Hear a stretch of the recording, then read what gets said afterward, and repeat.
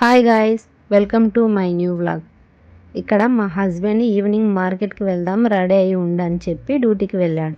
సరేలే అక్కడికి వెళ్ళి వీడియో తీసుకోవచ్చని ఓకే చెప్పాను. బట్ నేను అనుకునేది ఒకటి, ఆయనది ఇంకొకటి. ఎందుకంటే మా హస్బెండ్ ఈవినింగ్ 6:40కి ఇంటికి వచ్చాడు. తను వచ్చి రెడీ అయ్యి నన్ను తీసుకొని వెళ్ళేసరికి 7 అయ్యింది. ఇక్కడ మార్కెట్లో అంతా చీకటిగా ఉంది. కూరగాయలు ఎలా ఉంటాయి ఈ టైంలో మీరే చెప్పండి గాయస్.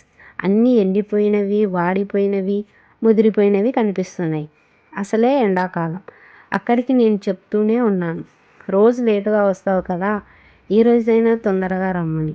కూరగాయలు మంచివి కనబడవు. ఓకే అని చెప్పి వెళ్ళాడు. ఇక్కడ మేముండే ఏరియాలో వారానికి ఒకసారి మార్కెట్ ఉంటుంది. అప్పుడు అన్ని రకాల కూరగాయలు దొరికేది. తెచ్చుకుంటే అన్ని వారానికి సరిపడేవి తెచ్చుకొని ఫ్రిడ్జ్లో పెట్టుకుంటాము. మిగతా రోజుల్లో అయితే మా క్యాంప్లో చిన్న మార్కెట్ ఉంటుంది, అక్కడ దొరుకుతాయి. కాకపోతే అక్కడ అన్నీ దొరకవు, ఎమర్జెన్సీకి మాత్రమే దొరుకుతాయి. అంటే కొందరు బయటికి వెళ్ళి తెచ్చుకోలేని వాళ్ళు ఉంటారు కదా, వాళ్ళ కోసం ఉంటుంది. అందుకే మేము ఇలా వారానికి ఒక్కసారి బయటికి వచ్చి తెచ్చుకుంటాం. ఇక్కడ మార్కెట్కి వచ్చేసరికి చీకటి పడింది. వీడియో కూడా క్లారిటీగా లేదు, కూరగాయలు కూడా మంచిగా లేవు.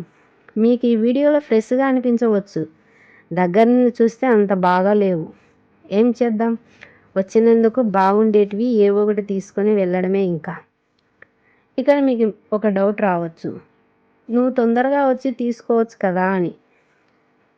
అది కూడా చెప్తాను, వీడియో ఎండ్ వరకు చూస్తే మీకే అర్థమవుతుంది. ఇక్కడ మీరు ఒకటి అబ్జర్వ్ చేసి ఉంటారు, అందరూ బుర్కాలు వేసుకొని ముస్లిమ్సే ఉన్నారు కదా అని. ఎస్, మీరు అనుకునేది నిజమే. ఎందుకంటే మేముండే ఏరియాలో ముస్లిమ్స్ ఎక్కువగా ఉంటారు. కూరగాయలు అమ్మేవాళ్ళు కూడా వాళ్ళే. ఇక్కడ హిందీ మాట్లాడతారు. నాకేమో హిందీ అర్థం చేసుకోవడం వచ్చు, కానీ వాళ్ళకి రిప్లై ఇవ్వడం రాదు. అందుకని భయం, ఒంటరిగా వెళ్ళలేను. వెళ్తే మా హస్బెండ్తో కానీ, లేకుంటే ఇక్కడ కొంతమంది ఫ్రెండ్స్ పరిచయం అయినారు, ఆ ఫ్రెండ్స్తో కానీ వెళ్తాను. ఫైనల్లీ కూరగాయలు తీసుకొని ఇంటికి వచ్చేసాను. ఈ వీడియో మీకు నచ్చినట్లయితే లైక్ చేయండి, సబ్స్క్రైబ్ చేయండి. Bye guys.